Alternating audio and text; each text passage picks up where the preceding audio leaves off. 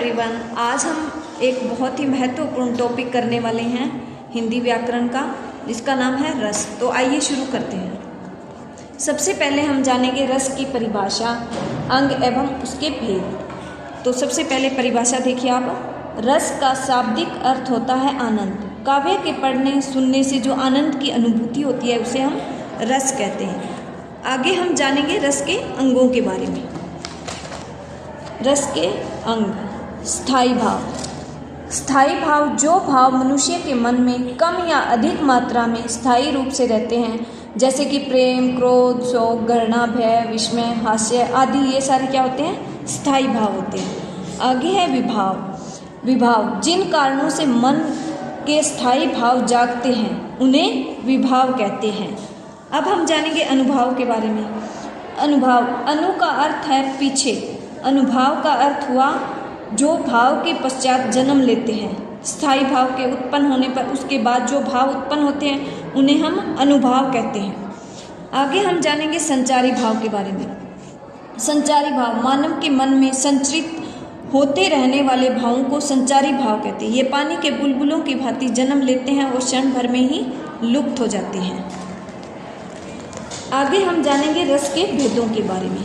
रस के 11 भेद होते हैं। इनको आप एक साथ इकट्ठे लर्न कर सकते हो। श्रृंगार, हास्य, करुण, वीर, रौद्र, भयानक, विविध, शांतस्य, भक्ति, अद्भुत, वात्सल्य, रसोदशा। ये सारे भेद जो है 11 भेद आप बिल्कुल आसानी से ऐसे एक साथ इनके नाम याद कर सकते हैं। तो सबसे पहले हम जानेंगे अद्भुत रस के बारे में।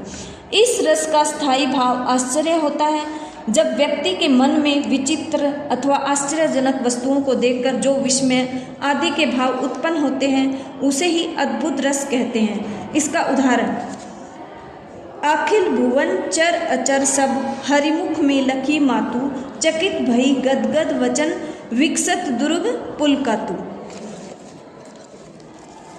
अब हम जानेंगे हास्य रस के बारे में। विकृति, आकृति, वेश, वाणी को देखकर, लोगों को विचित्र रूप में देखकर जब पाठक या श्रोता दर्शक के मन में हास्य विनोद का भाव जागता है तो उसे हम हास्य रस कहते हैं। हास्य रस का स्थायी भाव हास होता है। उदाहरण देखिए, चना बनावे घासी राम, जिनकी झोली में दुकान, चना चुरमुर चुरमुर बोले, बाबू खाने को मुख खोले। अब हम जानेंगे भक्ति रस के बारे में। भक्ति रस का स्थायी भाव देवरति होता है।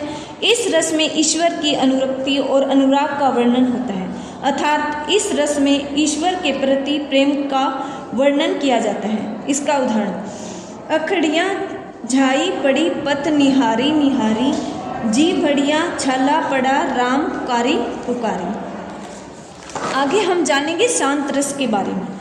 जब मनुष्य मोह माया को त्याग कर सांसारिक कार्यों से मुक्त हो जाता है और वैराग्य धारण कर परमात्मा के वास्तविक रूप का ज्ञान होता है तो मनुष्य के मन को जो शांति मिलती है उसे शांत रस कहते हैं। शांत रस का स्थायी भाव निर्वेद होता है। आगे हम इसका उदाहरण करते हैं। भारत माता का मंदिर यह, समता का संवाद यहाँ, सबका शिव कल्याण यहाँ पावे, सभी प्रसाद यहाँ।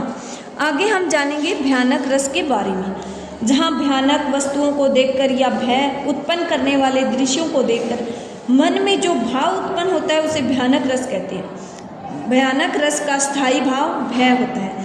उदाहरण देखते हैं, एक और अजगरी लखी, एक और मृगराज, विकल बटोही बीच ही पर्यो मूर्छा खाए।